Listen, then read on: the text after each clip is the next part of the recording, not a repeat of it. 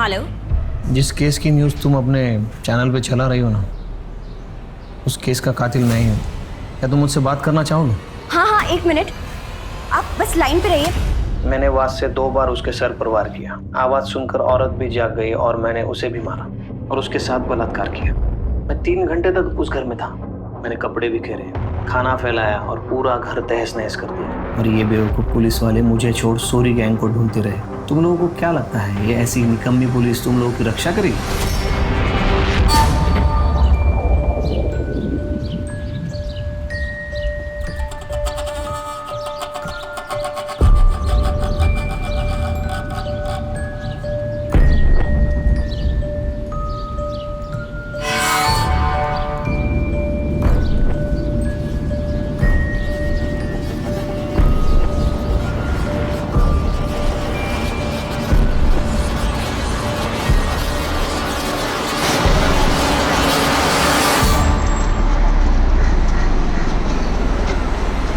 എന്റെ ലഗേജ്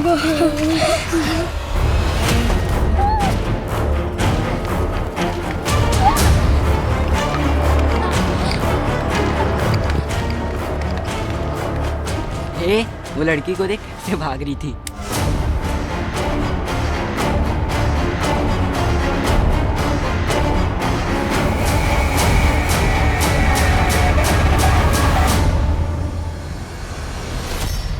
इंसान को जब चोट लगती है तो या तो वो खुद को संभाल कर नैतिकता के रास्ते पर चलता है या फिर वो पतन का रास्ता चुनकर प्रतिघात करता है।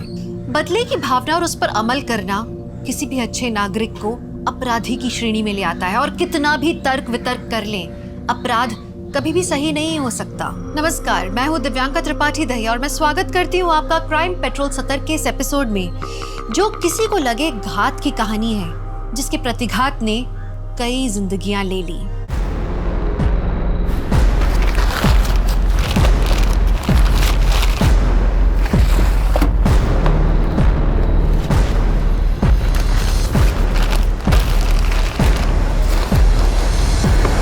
राजू, भैया जी, चल। और मुन्ना को बोलना रास्ते में रुके नहीं कहीं। है भैया टेम्पो निकल रहा है क्या? मैंने ऑडिट नहीं किया अभी तक। वो कोई बात नहीं, तुझे मैं संभाल लूँ। ए बंद करना। ए, ये क्या है? ये क्या है भैया? ये तो इलीगल है। आप खुद तो फंसोगे ही और हम आपके साथ काम कर रहे हैं, पुलिस हमें भी तोड़ेगी। ए, लेके जा टेम्पो।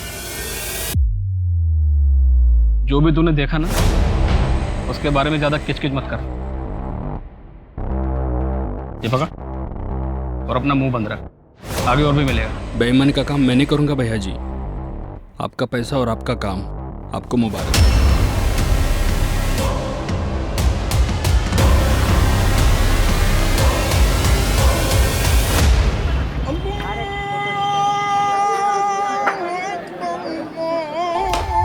अरे वाह गीता बेटा, वेरी गुड।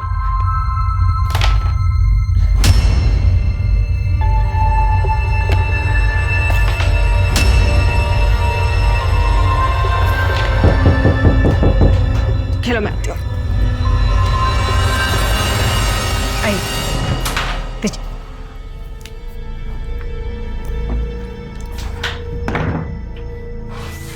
क्या हुआ? कुछ नहीं। अरे क्या हुआ है, बताओगे? अरे वो माधव भैया कट्टे का गैर कानूनी काम करते हैं। मैंने अपने आंखों से देखा आज। फिर क्या, नौकरी छोड़ दी मैंने। अरे नौकरी छोड़ दोगे तो कैसे काम चलेगा? अरे सूरज का इलाज, हम पहले इतने कर्जे में हैं। अरे लेकिन ऐसी जगह काम करेंगे तो एक ना एक दिन मैं भी फंस जाऊंगा ना।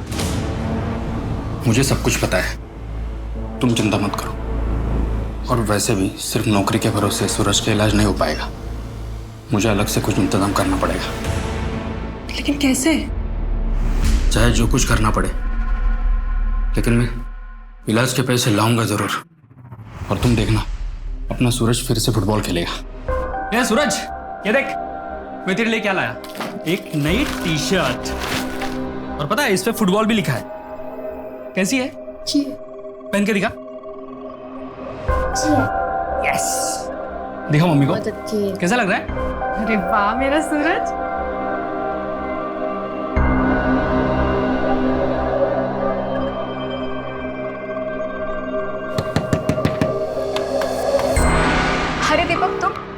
मैं चाय ही बना रही थी।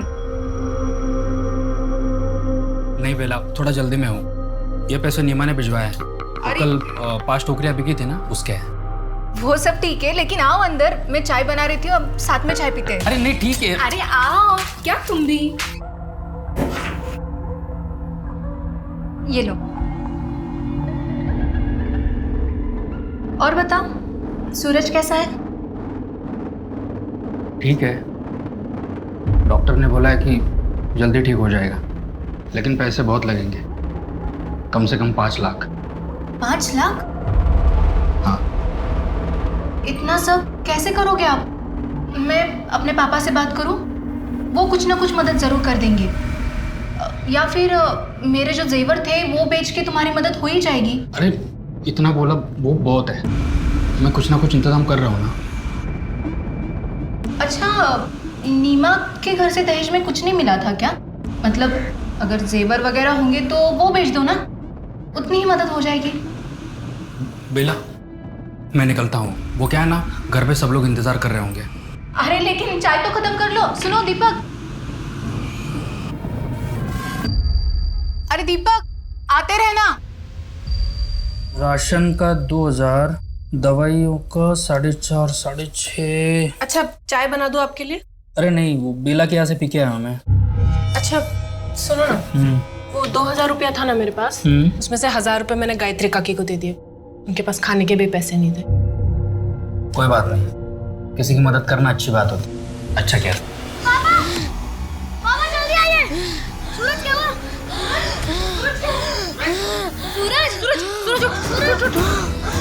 अरे इसकी तबीयत खराब हो गई, इसको हॉस्पिटल लेके जाना पड़ेगा। गीता सुन, तू बेला आंटी के पास चली जा, ठीक है? मैं उनको फोन कर दूंगी, और सीधा वहीं जाना, इधर उधर मत जाना बेटा।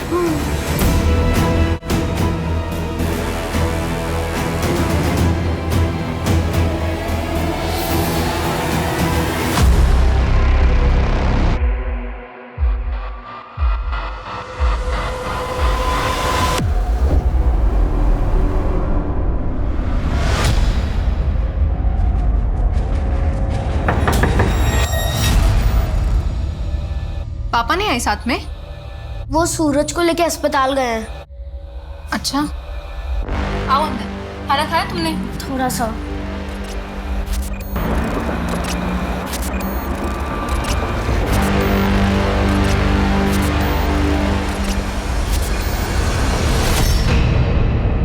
सुन नीमा, रात बहुत हो चुकी है, गीता को सुबह लाता हूँ। बेला को मैंने फ़ोन कर दिया है। डॉक्टर ने जो नई दवाई लिखी है, मैं क्या सोच रही थी, वो ले लें क्या? लेना तो पड़ेगा ही। कल मैं माजी के पास चला जाता हूँ, हो सकता है कुछ और मदद कर दे। अच्छा, आप एक बार माधव भैया से बात करके देखो ना।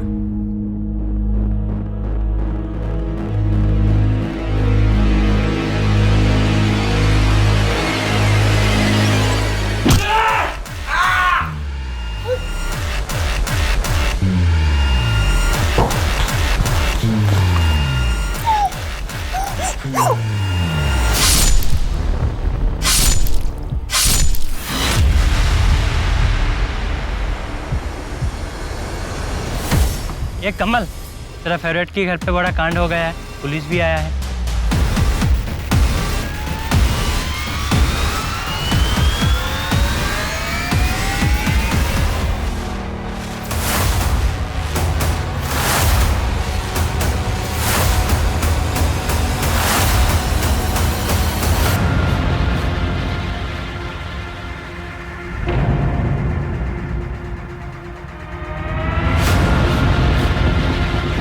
लगता है किसी भारी चीज से इसके सर पे वार किया गया। बहुत ही बेदर्दी से मारा गया है। शायद इससे।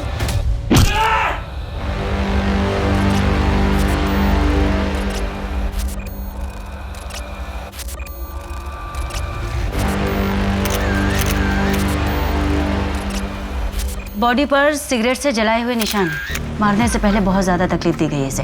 लगता है कोई इनसे बहुत नाराज था। पर किससे मैम? दीपक से या नीमा से?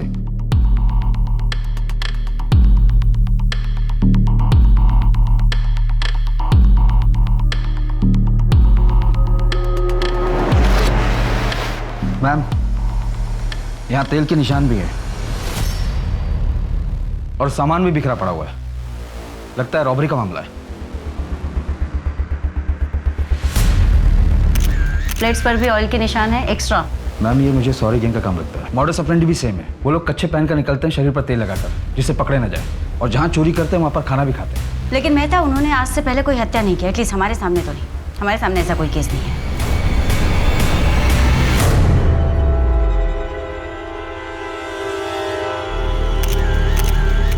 गोल्ड चेन, एस का लॉकेट भी है। अगर इस घर में रॉबरी हुई है तो फिर इतनी भारी गोल्ड की चेन यहाँ कैसे छोड़ सकते हैं? मैम ये देखिए, ऐसा लग रहा है कि 2 दीवार पर फोटो फ्रेम है, जिसे अभी भी निकाला गया है।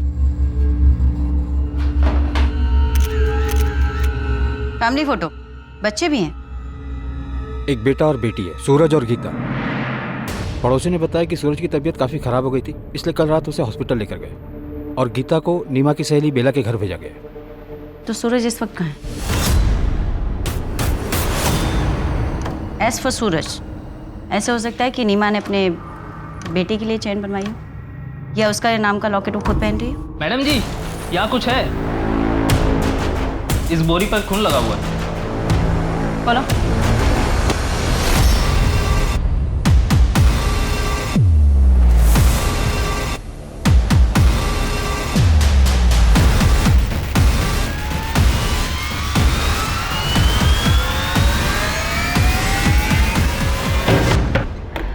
गीता कहाँ है? हाँ? गीता कहाँ है? अंदर सो रही है। गीता? गीता? अभी यही तो सो रही थी, पता नहीं कहाँ चली गई। अगर यहीं सो रही थी तो कहाँ जा सकती है? उसे लेने कोई आया था क्या? नहीं, सुबह दीपक आने वाले थे, लेकिन आप लोग यहाँ। देखिए, हमें दीपक, सूरज और नीमा की लाश मिली है उनके घर से। क्या आप बता सकती है कि ये चैन नीमा की है? इतनी बड़ी गोल्ड चेन? नहीं, ये नीमा की नहीं हो सकती। वो इतने अमीर है ही नहीं। सूरज के इलाज के लिए उन्हें 5 लाख जुटाने में बहुत मुश्किल हो रही थी। ये उनकी नहीं हो सकती। बेला जी, एक बात बताइए, अगर गीता यहाँ पर नहीं है तो कहाँ हो सकती है? कहाँ जा सकती है हमें? क्या उसके परिवार की किसी के साथ कोई दुश्मनी थी? नहीं, उनकी किसी से क्या दुश्मनी हो सकती है? नहीं। हाँ, लेकिन एक लंबा चौड़ा पठान कई दिनों से दीपक को ढूंढ जरूर रहा था। कुछ और? नहीं। अगर कुछ याद आए तो प्लीज फोन कर देना। जी।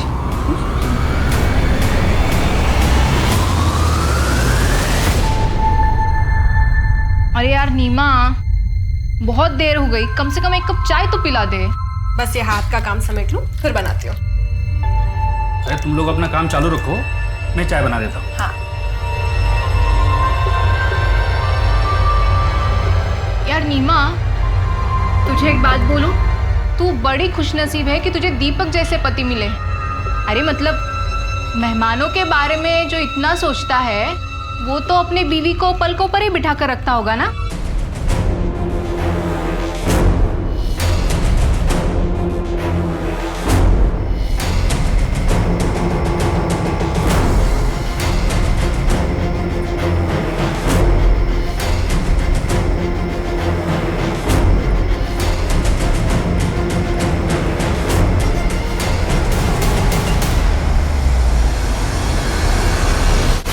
क्या पूरी फैमिली मर गई?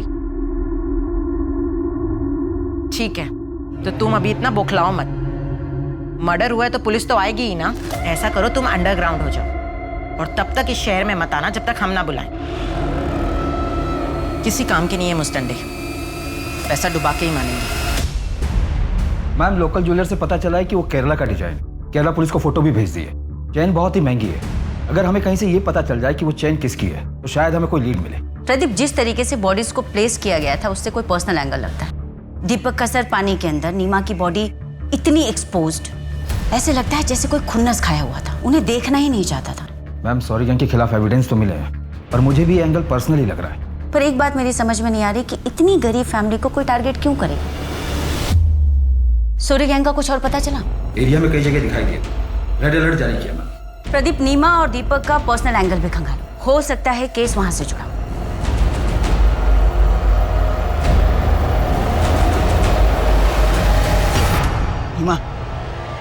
मेरी बात सुनना।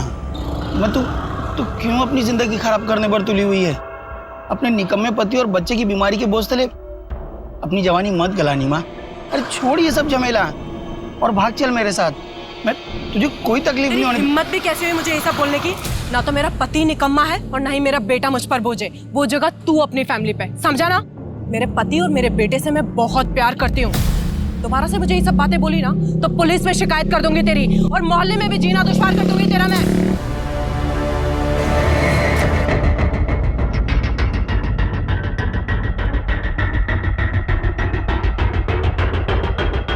दीपक के घर की तरफ जाने वाली गली के बाहर जो सीसीटीवी कैमरा लगा हुआ है उसमें ये सब कैप्चर हुआ है, और ये दीपक के घर से मेन रोड तक जाने का यही एक रास्ता है। प्रदीप, ये सोरी गैंग का तो नहीं लग रहा, पर ये लोग पीछे से भी तो आ सकते हैं ना।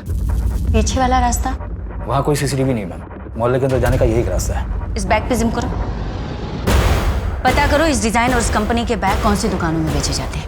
मैडम, हॉस्पिटल के अकाउंट डिपार्टमेंट से पता चला है कि दीपक ने इलाज के लिए 4 लाख की पेमेंट की है। इसमें से 3 लाख कार्ड से और 1 लाख कैश पे किया। दीपक या उसके परिवार के पास इतने पैसे नहीं थे, फिर इतने पैसे अचानक से कहाँ से आ गए? मैं दीपक की बैंक स्टेटमेंट निकलवाता हूँ। दीपक या नीमा का कोई रिश्तेदार जहाँ पर गीता जा सकती हो? भागलपुर गांव में कुछ रिश्तेदार हैं, पर गीता वहाँ पर भी नहीं है। अगर वहाँ पर भी नहीं है तो बच्ची गई कहाँ? सेफ है भी या नहीं?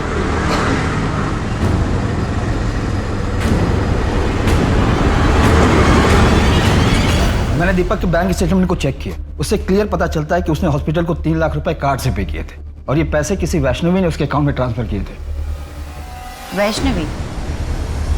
कौन है ये वैष्णवी?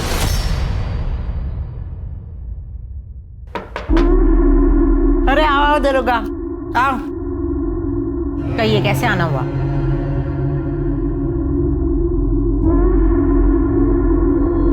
आपने दीपक को 3 लाख रुपए दिए थे।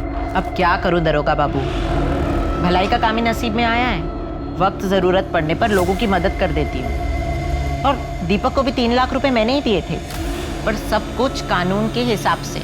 वो क्या बोलते हैं उसको, बैंक ट्रांसफर। और जब वो पैसे नहीं लौटा पाया तो आपने वसूली के लिए किसी को भेजा था? आफ्ताब को भेजा था।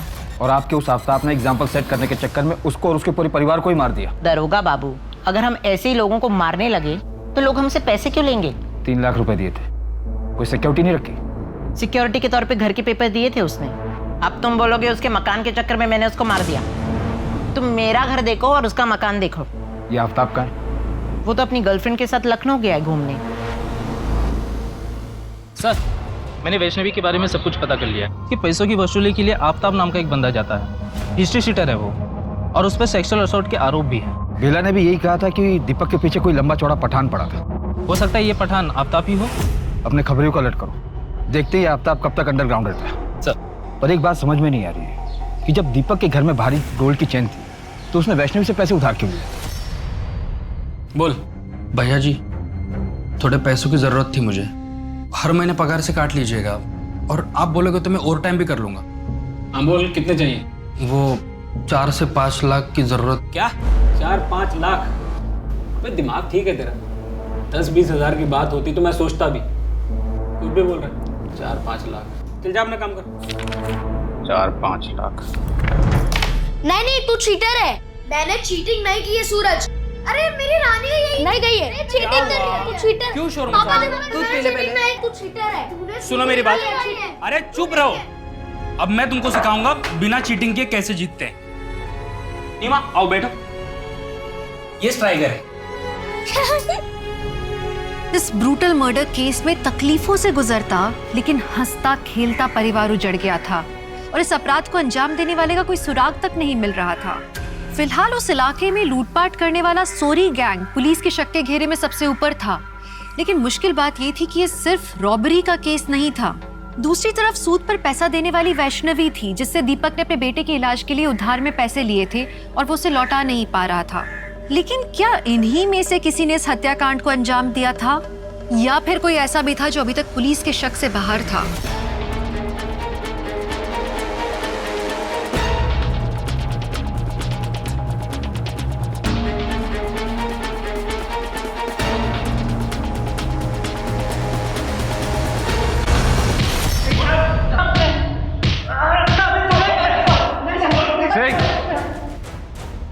सच सच बता दो वरना और बुरा हाल करेंगे तुम लोगों का। सर कहा तो उस रात हमने उसी इलाके में चोरी की थी सर, लेकिन मर्डर वाली जगह पे हमारा ग्रुप चोरी करने नहीं गया था। हमने जहाँ चोरी की थी वो घर कई दिनों से बंद पड़ा था सर। सर सच बोल रहे हैं साहब। चोरी करते करते मर्डर भी करने लगे तुम लोग। ये दीपक और उसकी फैमिली को क्यों मारा? और ये बच्ची कहाँ है? सर इसी बच्ची को मैंने उस रात सड़क पे देखा था सर। यही बच्ची है सर, डरी हुई थी और भागी जा रही थी। मेहता, अगर ये लोग सही कह रहे हैं तो फिर तो गीता जिंदा होनी चाहिए, लेकिन वो है कहाँ?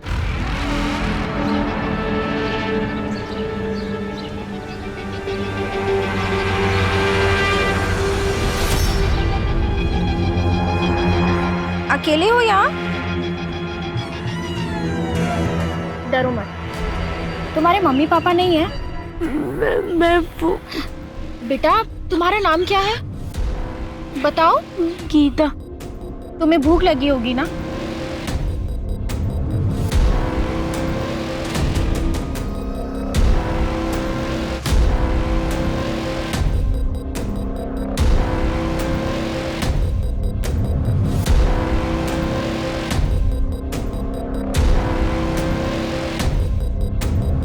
कि बच्चे को जानते हो आप? अरे ये तो वही है ना, दूसरे वाली गली में रहती है। सुना है इसकी माँ का मोहल्ले में किसी लड़के के साथ लफड़ा था। किसके साथ? वो तो नहीं पता। कुछ तो बताओ यार, कहाँ जाती है कहाँ आती है? अरे मैंने सुना था तो बता दिया, बाकी आप मोहल्ले में जाके पूछ लीजिए किसी भी। हाँ मुन्ना बोल।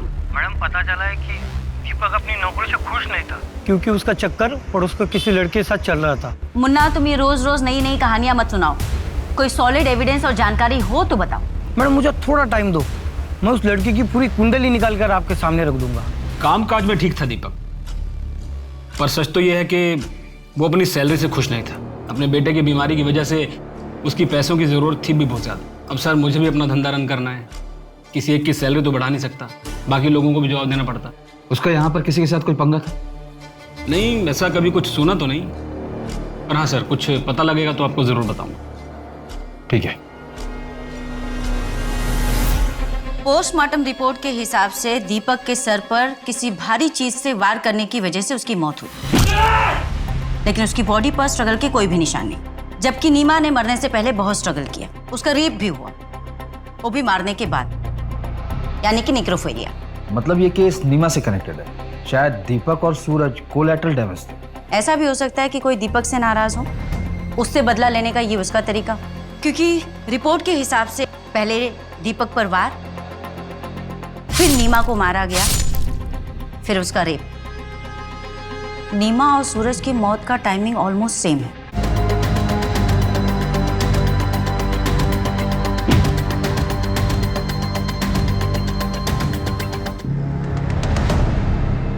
लेकिन इस सब के पीछे क्रिमिनल का मोटिव क्या था?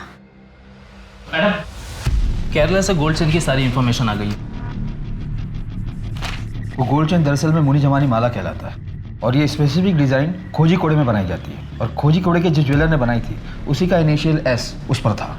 यानी कि वो एस सूरज के लिए नहीं था। कुछ बताया उसने कि वो माला उसने किसके लिए बनाई थी? पिछले साल ही उसकी मौत हो गई थी, तब से वहाँ ऐसा कोई गहना नहीं बनाया गया। उसका एक बेटा था मैम, जो अब केरला में नहीं रहता, लेकिन पुलिस उसे ट्रैक कर रही है। Ma'am, Dhanipur triple murder case में आरोपी कब पकड़ा जाएगा? देखिए मैडम, अभी इन्वेस्टिगेशन चल रही है। अभी तक की जांच में हमारे सामने कोई भी ऐसा पुख्ता सबूत नहीं आया है, पर हम कोशिश कर रहे हैं। लेकिन किसी गरीब फैमिली को मारने के पीछे क्या वजह हो सकती है? I mean, इसके बाद क्या लोग अपने घरों में सुरक्षित महसूस करेंगे? देखिए, हमें पूरा भरोसा है कि कातिल जल्द से जल्द पकड़ा जाएगा और उसे कड़ी से कड़ी सजा मिलेगी। लेकिन कातिल कौन हो सकता है? कोई सरफिरा या विकृत मानसिकता का इंसान। ऐसे लोग वारदात को अंजाम देने के बाद कहीं जाकर छिप जाते हैं, लेकिन औरतों और बच्चों की जिंदगी से खिलवाड़ करने वाला चाहे जहां भी छिपा हो, हम उसे ढूंढ निकालें। Thank you. लेकिन मैम, जिस कॉन्फिडेंस के साथ आप कह रही हैं, क्या आप उसे सच में पकड़ लेंगी? मुझे नहीं लगता है आपके पास कोई ठोस लीड है।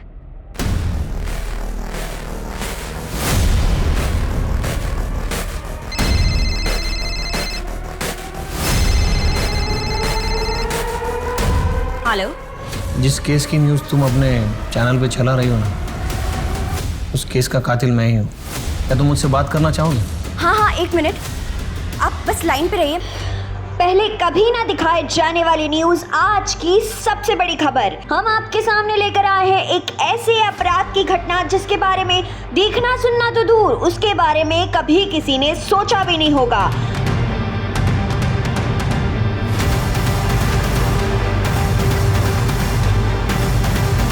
मैम, आपने न्यूज़ देखा? नहीं, क्यों, क्या हुआ? मैंने वास से 2 बार उसके सर पर वार किया। वही वास जो उनके घर को बहुत खूबसूरत बना रहा था। फिर वो बेसुध होकर बिस्तर से गिर गया। आवाज़ सुनकर औरत भी जाग गई और मैंने उसे भी मारा। उसके आदमी को मारने के बाद मैंने उस औरत को खींचा और उसके साथ बलात्कार किया। उनके लड़के को मारने का मेरा कोई इरादा नहीं था, लेकिन वो जाग गया और माँ से पानी मांगने लगा। मैंने उससे कहा वापस सो जा, लेकिन वो मुझसे ही पूछने लगा कि तुम कौन हो, और मम्मी चोर, घर में चोर घुसा है, ऐसे चिल्लाने लगा। तो मैंने उसे बिस्तर के बगल में रखी ईंट से मार दिया। मैं 3 घंटे तक उस घर में था। मैंने कपड़े बिखेरे, खाना फैलाया और पूरा घर तहस नहस कर दिया। और ये बेवकूफ़ पुलिस वाले मुझे छोड़ सोरी गैंग को ढूंढते रहे, जबकि मैं खुला घूम रहा था। तुम लोगों को क्या लगता है ये ऐसी निकम्मी पुलिस तुम लोगों की रक्षा करेगी? आपका नाम क्या है? नाम में क्या रखा है, मैं आप लोगों को बता रहा हूँ, ये निकम्मे पुलिस वाले मुझे कभी नहीं पकड़ पाएंगे, क्योंकि वो मुझ तक कभी पहुँच ही नहीं सकते।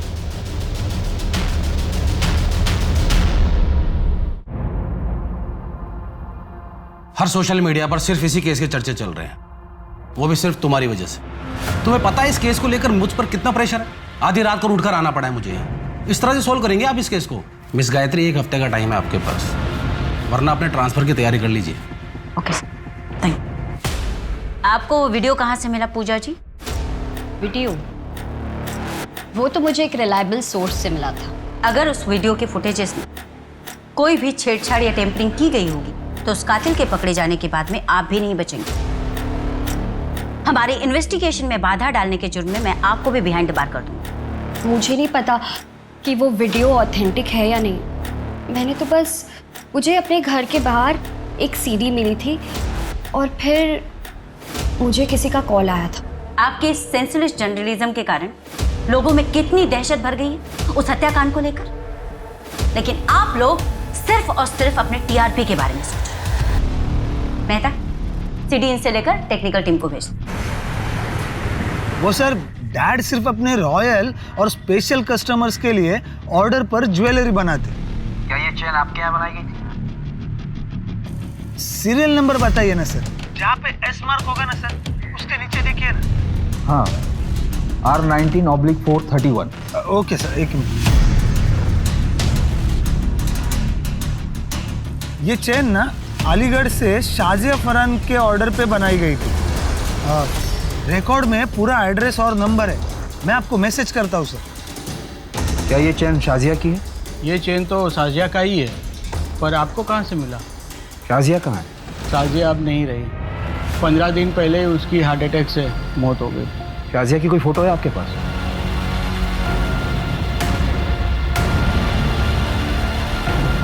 काफ़ी ज्वेलरी के साथ उसे हमने दफन किया था। शाजिया के साथ ये बच्चा कौन है? ये हमारा नवाज है, शाजिया का बेटा। चैन की मिस्ट्री को सॉल्व करना पड़ेगा। एक काम करो मेहता, कोर्ट से ऑर्डर निकलवाओ, इस ताजिया की बॉडी को निकलवाते हैं, एग्जामिन करते हैं। मैम, मुन्ना का फोन भी आया था। उसने बताया कि नीमा के मोहल्ले में एक लड़का रहता है कमल, वो नीमा को पसंद करता था। ले आओ उसे भी।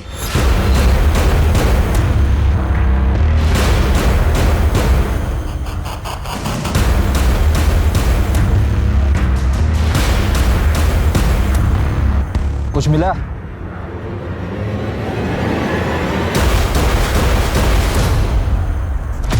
डेड बॉडी पर एक भी ज्वेलरी नहीं है। बॉडी को पोस्टमार्टम के लिए भेजो। साहब, मैं सच्ची कह रहा हूँ साहब। उस रात में अपनी चचेरी बहन की शादी में गया था साहब। आप चाहे तो रिश्तेदारों से भी पूछ सकते हैं, पूरी रात वही था। तेरी चचेरी बहन का एड्रेस दे। मैम, कमल ने बताया कि वो उस रात अपनी चचेरी बहन की शादी में गया हुआ। हमने चेक किया और मुन्ना का कहना है कि कमल का प्यार एक तरफा था, नीमा की तरफ से कुछ नहीं था। तुमने ये साजिया फरहान की फाइल पढ़ी मेहता? इसके साथ भी नेक्रोफिलिया हुआ था जैसे नीमा के साथ, और साजिया के साथ तो उसकी डेड बॉडी को कब्र से बाहर निकालकर बलात्कार किया गया।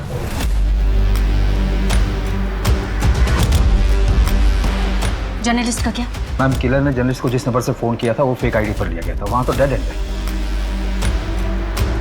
मेहता, इन सब के पीछे जो कोई भी है, ये सब कुछ प्लान किया है। वो ऑयल स्टैंड्स का प्लान करना, खाना जानबूझकर छोड़ना, नीमा के अफेयर वाली बात, दीपक के ऑफिस की प्रॉब्लम वाली बात, ये सब कुछ डेड एंड पर जाकर ठहर जाती। इसका मतलब इस केस के इन्वेस्टिगेशन को शुरू से ही गुमराह किया गया। वो क्राइम सीन सिर्फ और सिर्फ हमें मिसलीड करने के लिए क्रिएट किया गया था। क्या सच में इस हत्याकांड की जांच उस शातिर अपराधी के बिछाए जाल में उलझती जा रही थी? इन्वेस्टिगेशन में ये इशारा जरूर मिल रहा था बार बार कि जुर्म करने वाला एक नेक्रोफिलियक है। अपराधी इतना शातिर था कि हर मिला हुआ सुराग अधूरा था। शहर के लोग दहशत में और पुलिस बेबस, बस एक लीड मिलने का इंतजार कर रहे थे सब। पापा आपने फिर से पकड़ लिया। मेरा चुपकल इधर बैठा है, आजा बाहर। चल चल अब मम्मी को ढूंढते, आजा। मम्मी मम्मी मम्मी कहाँ छुपी है?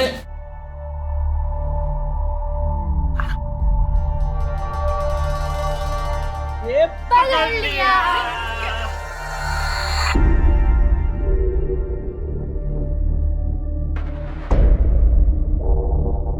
जिस दिन शाजिया की मौत हुई थी उस दिन शाजिया के घर पर कोई ज्वेलर आया था। शाजिया ने अपनी सहेली को फोन करके कहा था कि अगर उसे ज्वेलरी देखनी हो तो उसके घर आ जाए, क्योंकि वो ज्वेलर बहुत ही सस्ते दामों में ज्वेलरी बेच रहा था। हालांकि शाजिया की सहेली शाजिया के घर नहीं आई थी और शाम को जब शाजिया के पेरेंट्स घर आए तो उसकी मौत हो चुकी थी। लेकिन सवाल अभी भी वही है मेहता, क्या कातिल ने जानबूझकर ये सब कुछ सिर्फ इसलिए किया कि वो दीपक और नीमा को मारना चाहता था? उसका टारगेट आखिर कौन था, दीपक या नीमा? और फिर इसमें साजिया कहाँ फिट बैठती? मैम यहाँ हत्या का मोटिव समझ में ही नहीं आ रहा है। वो बच्ची गीता भी नहीं मिल रही। सच कहूँ तो मुझे उस बच्चे की फिक्र होने लगी। पता नहीं ठीक होगी भी या नहीं।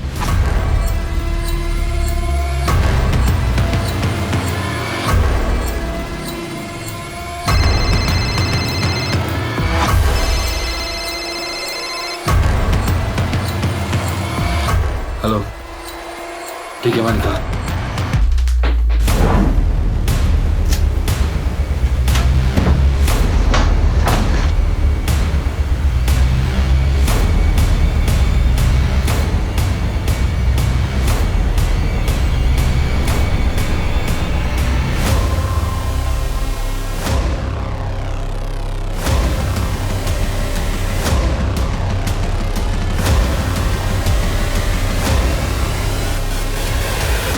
किसका ये? सब ये मेरा नहीं है, वो मैं माधव भैया के लिए डिलीवरी लेने आया था। माधव कौन? माधव पांडे? हाँ वही फर्नीचर वाले माधव। दीपक के काम छोड़ने के बाद तूने शाजिया की लाश कब्र से निकाली और दीपक के घर जाकर क्राइम कर दिया। मैं किसी शाजिया फरहान को नहीं जानता। दीपक और उसकी फैमिली को कैसे मरवाया?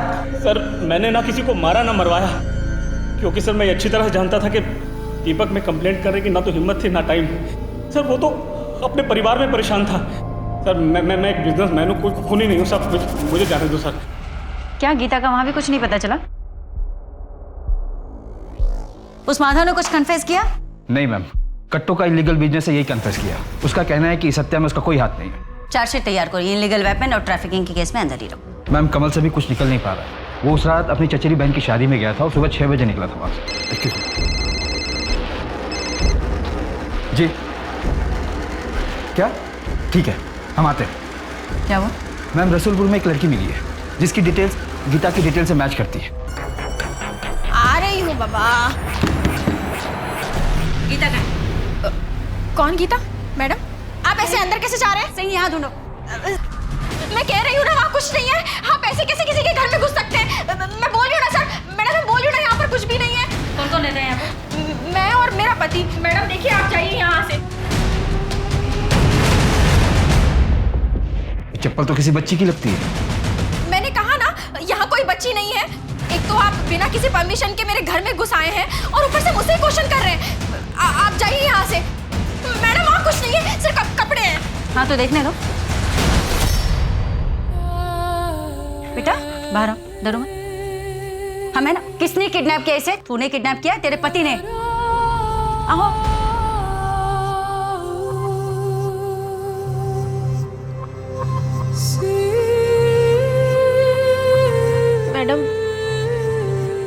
मेरा कोई बच्चा नहीं है, मैं माँ नहीं बन सकती।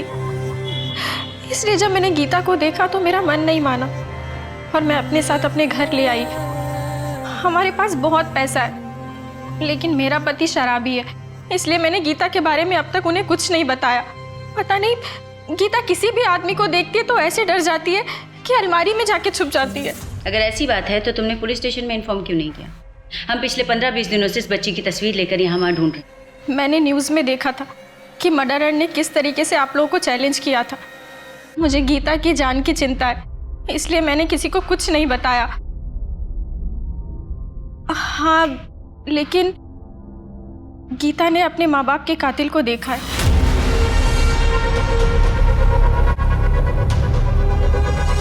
गीता बेटा,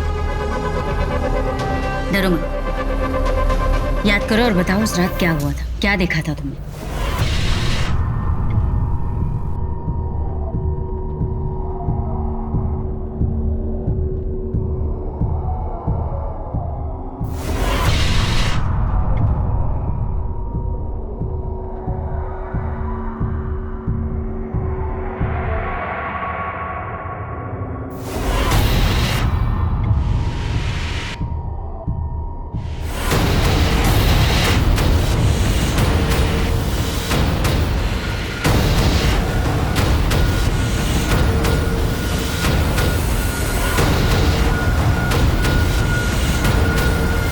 मैंने उसका चेहरा नहीं देखा, उसे सिर्फ पीठी नजर आ रही थी और वो बार बार अपने हाथों पे ऐसे खुजा रहा था। और कुछ चीज, कुछ और देखा तुमने? कुछ याद है तुम्हें? हाँ, उसने अपने कान में बाली पहनी थी। मुन्ना, वो आदमी बार बार खुजली करता था, कान में बाली पहनता था। क्राइम सीन पर उसने ड्रिंक भी किया था, शायद अल्कोहलिक हो।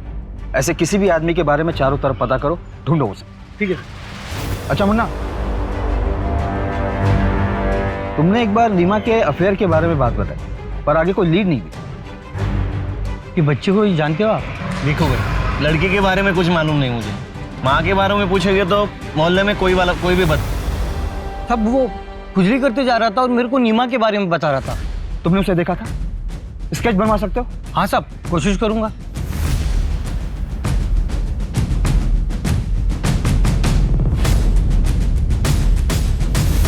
मर्डर के दूसरे दिन ही वो हमारी आंखों के सामने था, हमें मिसलीड करता रहा और हम उसे नहीं पहचान पाए। आज की तारीख में हमारे पास केवल उसका स्केच है और हम उसके बारे में कुछ नहीं जानते। हेलो, क्या? कहाँ? कोलकाता? आप मुझे फैक्स कर सकते हैं? जी, please note down the number 44344610। Kolkata में भी आज से 2 साल पहले नेक्रोफेलिया का केस हुआ था, वहां भी विक्टिम का बेटा गायब। मैडम, कोलकाता पुलिस हेडक्वार्टर से फैक्स आया है। विक्टिम का नाम मौसमी। उसे मारने के 2 दिन बाद तक उसकी डेड बॉडी के साथ बलात्कार किया गया था। उसके बाद उसकी बॉडी एक फैक्ट्री के शेड में बरामद हुई। उसका 12 साल का बेटा था। आखिरी बार वो खुर्जा में देखा गया। इस मामले में भी सस्पेक्ट एक साड़ी बेचने वाला था जो अक्सर मौसमी से मिलने आया करता था, क्योंकि मौसमी को नई डिजाइन की साड़ियों का शौक था और वो उसकी कमजोरी थी। ये वही स्केच वाला है शायद, जिसकी शिकार सारी औरतें और उनके बच्चे हुए। लेकिन मैम, ये कोइंसिडेंस भी तो हो सकता है। ये भी तो हो सकता है कि इस बार कोई कोइंसिडेंस ना हो, उसकी मोडस ऑपरेंडिंग ही ऐसी हो। वो पहले औरतों की कमजोरी का पता लगाता हो, उसके बाद में उन्हें अपना शिकार बनाता हो। लेकिन नीमा की वीकनेस क्या थी? सूरज और उसके इलाज में लगने वाली महंगी दवाइयाँ। मेहता, एविडेंस में जो हमने दवाइयाँ रखी थी, पता करो दवाइयाँ कहाँ से लाई गई थी। क्या ये मेडिसिन आपके स्टोर की है? हाँ, मेडिसिन हमारे स्टोर की। क्या तुमने कभी इस आदमी को देखा है? हाँ, शायद ये आदमी हमारे स्टोर पे मेडिसिन लेने आया था। हाँ, याद आया। उसने बताया था कि वो अलीगढ़ हॉस्पिटल में वार्ड बॉय है।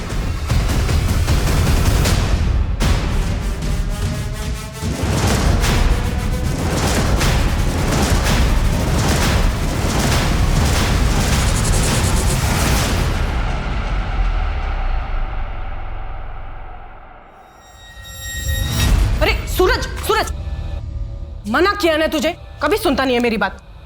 ऊपर कर पैर। अभी ज्यादा बीमार हो गया तो फिर फुटबॉलर नहीं बनना तुझे। डॉक्टर सर की बात सुनता है ना मेरी बात सुनता है। डॉक्टर साहब को कुछ भी बोले, ऐसे कई सारे पेशेंट्स हैं जो अपने बुढ़ापे तक भरपूर जीते हैं। आप बस इलाज चलने दो। दवाइयाँ इतनी महंगी है और कुछ समझ में नहीं आ रहा है, कुछ बेचने के लिए भी नहीं बचा अब तो हम लोगों के पास। मैं एक आदमी को जानता हूँ जो ऐसे बीमारियों की दवाई आधे से भी कम दाम में देता है। आप चाहो तो मैं आपको दिलवा सकता हूँ। हाँ हाँ, आपका बहुत बड़ा एहसान होगा हम लोगों के ऊपर। कल सुबह ही मैं दवाई लेके आता हूँ। आप अपना एड्रेस दीजिए। जी देती हूँ।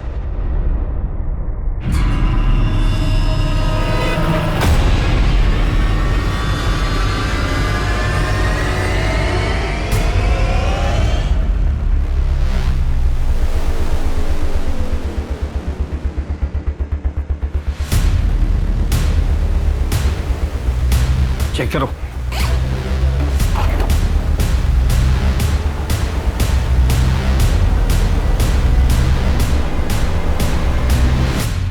ये नीमा और उसकी फैमिली, ये शाजिया और ये शायद मौसमी है।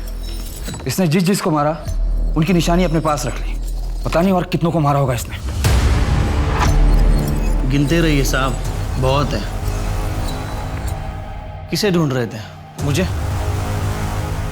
बहुत ज्यादा वक्त नहीं लग गया आपको मुझे ढूंढने में, जबकि मैंने बहुत सारे सुराग छोड़ दिए। जहां जाता था वहां सुराग छोड़ता था। ऐसा करेंगे तो कैसा चलेगा साहब? नहीं नहीं नहीं नहीं, मारोगे तो कुछ भी नहीं बताऊंगा, ऐसे सब कुछ बता दूंगा।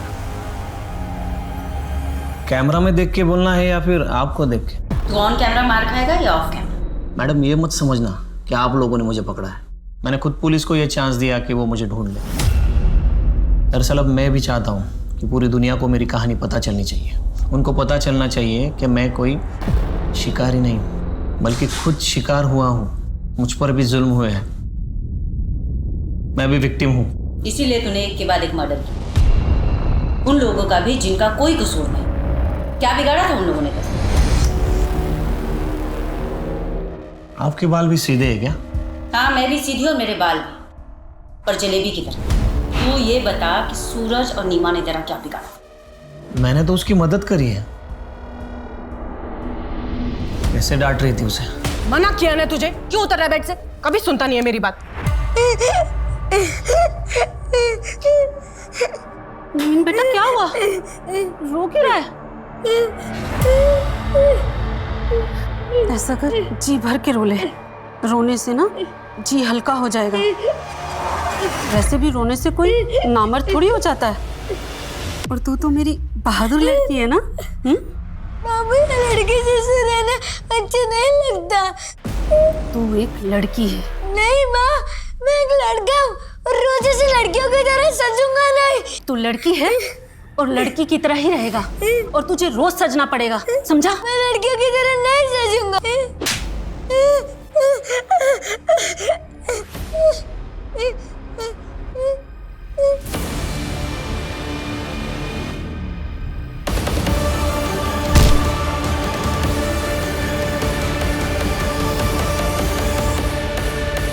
बहुत सुन ली तेरी कहानी, अब ये बता कि ये सब तूने क्यों किया? कोई अपने बच्चों को डांटे, उन पर अपना हक जमाए, उनको तकलीफ दे, मुझसे बर्दाश्त नहीं होता। और मैडम, ये सभी औरतें वही कर रही थी। मैंने उन्हीं औरतों को मारा जिनके बाल सीधे थे, और उन सभी औरतों के बालों में से मुझे वही खुशबू आती थी जो मेरी माँ के बालों में से आती थी। मुझे जितना तुझ पर गुस्सा आ रहा है ना, उससे कहीं ज्यादा तरस आ रहा है। जिस माँ की जातियों और परवरिश की तू बात कर रहा है ना, तू बिल्कुल उसके जैसा बन गया। मैं कोर्ट से रिक्वेस्ट करूंगी कि तुझे ऐसी कड़ी से कड़ी सजा मिले ना कि दूसरा कोई तुझ जैसा ना बने। नवीन पूरी दुनिया को ये बताना चाहता था कि उसके साथ कितना अन्याय हुआ था। उसे ये लगता था कि वो शिकारी नहीं, वो खुद शिकार है। जबकि सच्चाई ये है कि एक मानसिक आघात ने उसे नेक्रोफिलियाक बना दिया था। उसने जो किया था वो कोई मामूली अपराध नहीं था। महिलाओं के प्रति भारी नफरत ने उसे अंधा बना दिया था, और प्रतिघात में वो मासूम औरतों पर हमला करता था। अपने ऊपर हुए घात से उबरकर सही दिशा में बढ़ना ही इंसानियत है। यही फर्क है एक अच्छे नागरिक और एक अपराधी के बीच में। आप अपनी हर प्रतिक्रिया में नैतिकता को याद रखें। इस आशा के साथ मैं दिव्यांका त्रिपाठी दया अब लेती हूँ आपसे विदा। फिर मिलूंगी एक नई सच्ची कहानी के साथ। आप देखते रहें क्राइम पेट्रोल सतर्क। जय हिंद।